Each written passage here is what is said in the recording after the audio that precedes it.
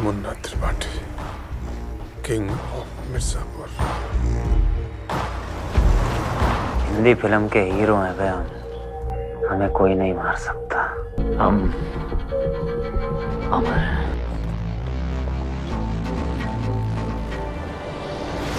ये कहानी है मिर्जापुर की और ये है गुड्डू पंडित, किंग ऑफ मिर्जापुर।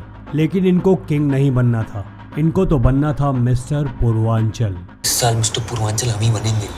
51,000 नाम है, कालीन भैया स्पॉन्सर है, अपने हाथों से ट्रॉफी देंगे हमको, फोटो होर्डिंग पे डाल के खोलेंगे गुड्डू जिम।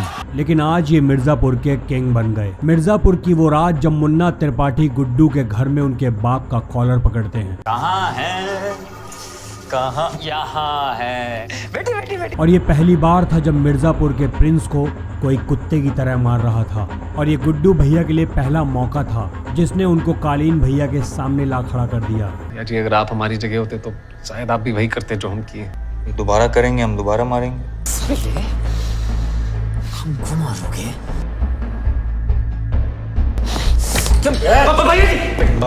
दुश्मन के घर में खड़े होकर शेर की तरह दहाड़ना, वो कालीन भैया गुड्डू और बबलू की आंखों में देख चुके थे। हर बार बचा पाओगे वकील साहब को?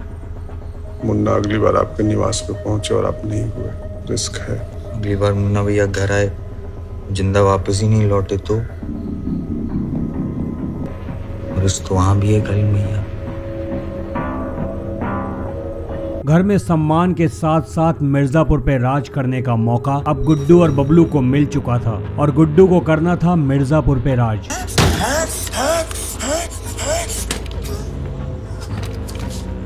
मिर्जापुर की गांड फाड़ के रख देंगे। और वो एक दिन जिसने गुड्डू को गुड्डू भैया बना दिया। क्या है ना, जौनपुर से कोई भी कनेक्शन मंजूर नहीं है। दिन हो चाहे रात, मिस्टर पूर्वांचल बनने की मेहनत के साथ साथ मिर्जापुर में गुड्डू भैया के जलवे भी शुरू हो चुके थे। उनका डर पूरे शहर में आग की तरह फैलने लगा था। और जिस तरह गुड्डू भैया ने पूरे मिर्जापुर के साथ साथ आसपास के राज्य में कालीन भैया के व्यापार को ऐसा बढ़ाया, फिर चाहे वो छोटा व्यापारी से लेकर छोटा बच्चा ही क्यों ना हो, सबके हाथ में कट्टे नजर आने लगे थे। और देखते ही देखते गुड्डू और बबलू ने कालीन भैया के काम को 4 चांद लगा दिए थे। और फिर वो दिन आया। 2 पहिए से 4 पहिए पे आ गए, अब रौंद देंगे मिर्जापुर को।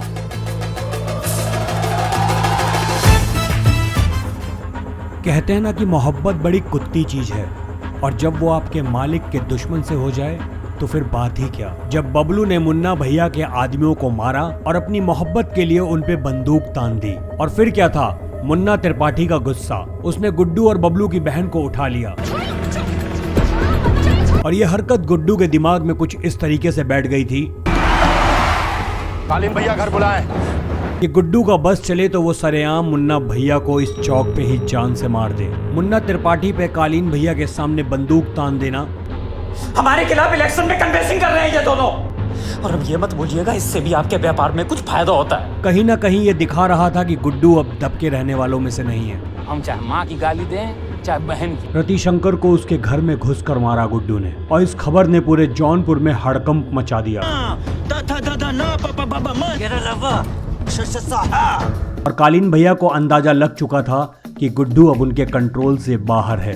तो हर डिसीजन के पहले पूछना जरूरी है। और गुड्डू को लगा था कि मिस्टर पूर्वांचल वही बनने वाले हैं, लेकिन मुन्ना त्रिपाठी ने जिस तरीके से गुड्डू के लिए चाल चली, वो अब गुड्डू के लिए बहुत खतरनाक होने वाली थी। कालीन भैया ने मुन्ना त्रिपाठी को गुड्डू और बबलू को खत्म करने का काम सौंप दिया।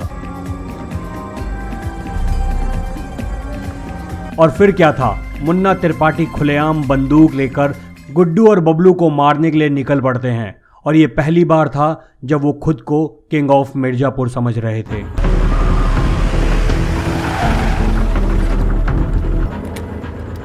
जान लेनी गुड्डू और बबलू की। और वो गुड्डू की आंखों के सामने उनके भाई को, स्वीटी को, सबको जान से मार देता है। लेकिन कहीं ना कहीं गुड्डू, गोलू और उनकी बहन बच जाती है। और फिर जन्म होता है एक नए गुड्डू का, गुड्डू भैया का। गुड्डू अभी जिंदा है। गुड्डू ने वापस आते ही पुलिस वालों के साथ तालमेल बैठाना शुरू कर दिया।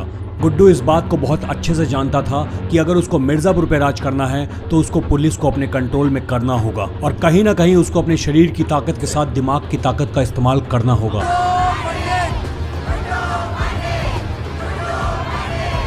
जिसमें उनकी मदद कर रही थी बीना भाभी, जो कि आने वाले समय में खुद मिर्जापुर की गद्दी पे बैठना चाहती हैं। गुड्डू ने कालीन भैया के एक एक व्यापार को जलाना शुरू कर दिया क्योंकि वो जानता था कि अगर मिर्जापुर पे राज करना है तो कालीन भैया को दिमागी तौर पर मारना जरूरी है। वहां मुन्ना त्रिपाठी ने बाबर को और मकबूल की मां को जान से मार दिया, जिसका दुख इस बार मकबूल को बहुत ज्यादा हुआ कि उसकी ईमानदारी का इनाम उसकी मां की मौत के रूप में दिया और मकबूल की मां का बदला बीना ने बाबूजी को जान से मार कर लिया। और पहली बार मुन्ना त्रिपाठी कालीन भैया से गद्दी के लिए लड़ते हुए दिखाई दिए। और आप भी जो इतना बाऊजी बाऊजी कर रहे हैं ना, आप नहीं कर रहे होते अगर वो आपकी तरह कुंडली मार के बैठे होते गद्दी पे। और तब कालीन भैया को लगा कि उनकी दूसरी संतान उनकी बात को समझेगी, शायद उन पे विश्वास जता पाए। सही सोचा। और बीना समझ चुकी थी कि ये सही वक्त है कालीन भैया और उसके परिवार को खत्म करने का। वो इस चीज की खबर गुड्डू भैया को देती है और गुड्डू भैया अपने आदमियों के साथ कालीन भैया को मारने के लिए निकल पड़ता है।